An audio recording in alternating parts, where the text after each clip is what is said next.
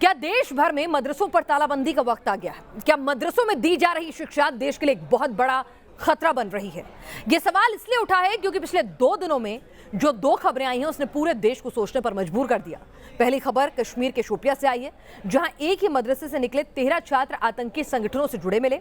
तो वहीं असम सरकार ने सरकारी खर्चे पर चलने वाले मदरसों को बंद करने का फैसला किया।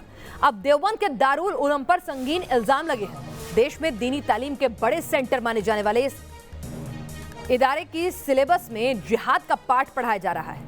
देखिए हमारी ये रिपोर्ट।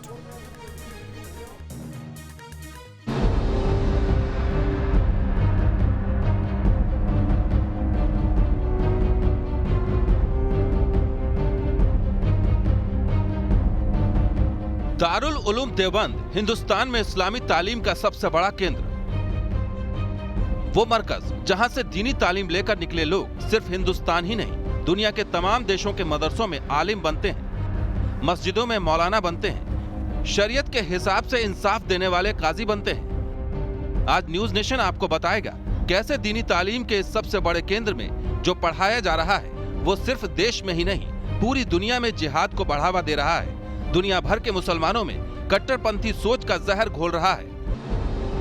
इसे देखिए, ये किताब अल हिदाया है जो देवबंद से प्रकाशित है और देवबंद समेत देश के तमाम मदरसों में पढ़ाई जाती है। इस किताब के 17 नंबर पेज पर जिहाद का जिक्र है जो साफ साफ बयां करता है शरीयत में जिहाद दीन हक की तरफ बुलाने और जो उसे कबूल न करे उसे कत्ल करने को कहता है।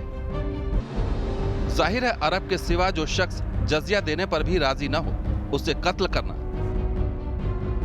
इस जिहाद की तारीफ यह है पूरी सलाहियत को अल्लाह के रास्ते में कत्ल करने में सर्फ कर देना, चाहे खुद से कत्ल करना हो या कत्ल करने वाले गाजियों की मदद करना, चाहे दौलत से हो या राय मशवरा देकर या भीड़ बढ़ाकर हो या किसी दूसरे तरीके से हो। जिहाद की फजीलत बहुत ज्यादा है। अब आप खुद अंदाजा लगाइए कि जिहाद की यह परिभाषा बताने वाली किताब पढ़ने वाले लोगों की सोच पर कितना खतरनाक असर डालेगी। जो अल्लाह को न माने वो काफिर है, जो कुरान को न माने काफिर है, और काफिरों को काफिर का मतलब जो अल्लाह को न माने और काफिरों को कत्ल कर दो, ये जिहाद है। उनसे जंग लड़ो, उनको कत्ल कर दो। अगर इन किताबों में ये तालीम हमारे बच्चों को दी जाएगी तो आप ये बताओ कि बच्चों का मुस्तकबिल कहां जाएगा। केरल के राज्यपाल आरिफ मोहम्मद खान समेत तमाम लोग देवबंद और दूसरे मदरसों के इस जिहादी सिलेबस पर सवाल उठाते रहे हैं। पिछले दिनों असम में मदरसा एजुकेशन पर बैन के बाद अब पूरे देश में मदरसा एजुकेशन पर प्रतिबंध लगाने की मांग तेज हो गई है।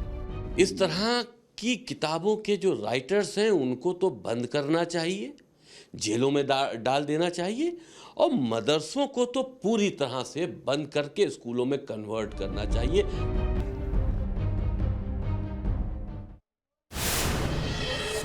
क्या देश भर में मदरसों पर तालाबंदी का वक्त आ गया है? क्या मदरसों में दी जा रही शिक्षा देश के लिए बहुत बड़ा खतरा बन गई है? ये सवाल बार बार उठ रहे हैं क्योंकि 2 दिनों में जो खबरें आई हैं उन्होंने ये सोचने के लिए मजबूर कर दिया है किस तरह से मदरसों का जो कनेक्शन है वो सामने आ रहा है। उनके सिलेबस में जो पढ़ाया जा रहा है वो जिहादी पाठ है।